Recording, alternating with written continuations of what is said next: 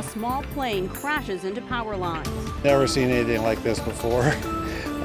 Again, it's like it's amazing, that they're okay. 2 people are trapped inside. And all of a sudden somebody says a plane crashed into the tower. Thousands are without power. It's just a little bit scary. It's a little different. Like, we've never seen anything like this before. It's really wild. How are they gonna get it down, and how are they gonna get out? We just got new information from investigators. WUSA9 News at 11 starts now. First at 11, we start with that breaking news in Montgomery County. A pilot and a passenger are trapped after the small plane crashed in Gaithersburg tonight. You're looking at a live picture of the scene. It is awfully foggy out there, and that's the visibility issues that rescuers are dealing with right now. That plane dangling for nearly 6 hours. And we've been on top of this story for you all night. Thanks for joining us at 11. I'm Delia Gonsalves. The crash plunging thousands into the dark. Tonight, so many are wondering, how will they get ready in the morning? Drivers struggling to navigate through dark intersections without traffic lights. Our cameras rolling as the pilot reaches his hand out of the window, holding on to that tower, waving to the rescuers below. We now know who that pilot is, 65-year-old Patrick Merkel. He's an attorney from D.C. He and a passenger leaving Westchester, New York late today.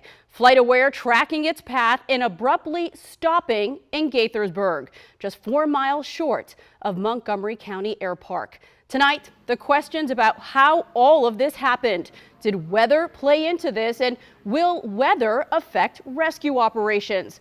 Those are the questions hundreds of people gathered at the scene are asking right now. Police, though, urging people to stay away. This team is all over this big story for you tonight. Pepco will join us in just a moment for an update on power outages in that county. Megan Rivers talking with people at the scene. But first, let's go to Rafael Sanchez Cruz. Rafael, investigators just gave reporters an update about an hour ago, so please walk us through what we know so far.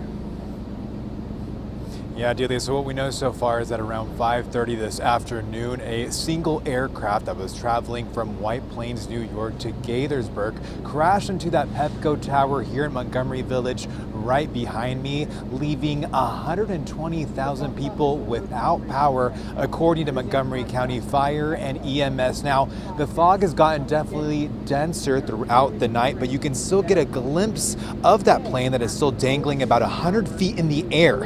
Inside the plane are 2 people, identified as Patrick Merkel of Washington, D.C., who, according to Maryland State Police, is the pilot, and Jan Williams of Louisiana.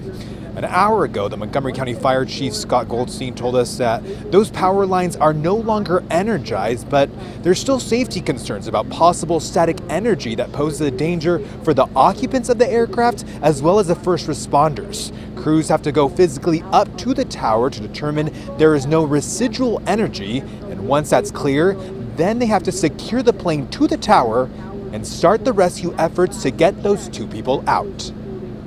As with any car extrication, we make the car stable before we take the people out of the car. Take this to the aircraft. We want to make the aircraft stable to the tower before we try to remove the occupants of the aircraft out of the aircraft. An aircraft hit an aerial tower at about 100 feet in the air. It's not going to be stable until it's chained and strapped in place. Any movement, any accidental movement could make the circumstance worse. Chief, I'm sorry, you had it here. Chief Goldstein says this is going to take hours. Once those 2 occupants are on the ground, they will be taken to an area hospital. Tonight, he did not want to comment on the condition of those 2 people. He only said they have been speaking to them throughout the night. Now, the aircraft will be secured to the towers for what could be days as federal authorities continue their own investigation to determine what led to this crash that, according to the fire chief, caused severe damage to the tower and completely shifted the structure, Delia. Yeah, certainly this investigation and the rescue efforts, recovery will take some time. Rafael, before we let you go, we heard that there might be some issues with cell service in the area. Yeah, Delia, they're telling us that there are cell receivers on top of that tower and they had to turn those off because of the amount of energy that they consume. So people in the area can definitely experience some problems with their cell phones. Actually, people commenting on social media that they're already seeing those effects tonight here in Montgomery Village. I'm Rafael Sanchez Cruz, WUSA9. Rafael, I hope folks do listen to the fire chief, stay home away from that scene, and be patient as they continue to work this scene. Thank you so much, Rafael.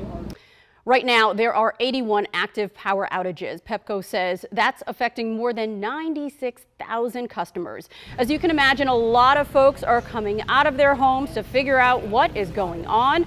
Our Megan Rivers just finished talking to a lot of those neighbors, and how are they feeling? Yeah, a lot of people are very concerned for those 2 people who still remain in that aircraft. I talked to a few neighbors and they tell me that they heard a loud bang and some of them even saw the flash from the impact from that plane crashing into that Pepco power pole. Now, we've been talking to people who are in this area who are just in awe about what has happened. A few people are telling me, because we can still see in this plaza here, the shopping center, Goshen Plaza, they still have power. But if you get 2 and 3 miles out, people are telling me that they're without power, and even reports of 15 miles away, people are experiencing that power outage. Now, as the night goes on, the fog is getting worse, which is making it more difficult to see. And so many people are just so very concerned about those 2 people who still remain in that plane. With a wave of his hand, the pilot of this small airplane is letting us know they're still alive. Montgomery County officials say the plane crashed into this Pepco power pole around 5:30 Sunday evening, just as Monique Swearinger was getting ready to wind down from a day of work. I had just got home about 20 or 30 minutes ago, and I heard the big boom, and then it was a flash, and then I heard the sirens about 15 minutes after. Investigators say 2 people are in the plane, and they're still hanging in the air. Jamal Ali is still in shock. I mean, it's unbelievable. I just pray for the people in that plane right now. Their safety is right now is the most important thing. At one point, more than 80,000 Pepco customers were in the dark due to this crash, which brought hundreds of people to the scene, like Kaya Beverly, to catch a glimpse of the dangling aircraft. We seen the flash of light from the bedroom window, and I thought it was lightning at first, and then just heard the pow, and then we came out here and seen the plane. As power crews and first responders devise a plan to get the 2 people out, Swearinger is hoping things don't take another unexpected turn. It's very scary. I just hope that the people in there are safe. Just praying for them. I'm not sure how they're going to get down, but just praying. Now, as you can see, now there's a McDonald's right here on the left of the screen. A group of people just kind of gathered there all throughout this shopping complex, just in awe of what's happened. That plane is there. We've seen little movement in the area from the actual scene, but Montgomery County officials are urging people to stay away from the scene because it is a very dangerous scene. But again, people don't have power, and this is the talk of town in Gaithersburg tonight. Folks are talking about how Montgomery County is trending on Twitter right now because of this crash. So we will continue to follow this investigation, keep you updated on when power is expected to be restored in this area on air and online. Reporting live in Gaithersburg, Megan Rivers, WUSA9.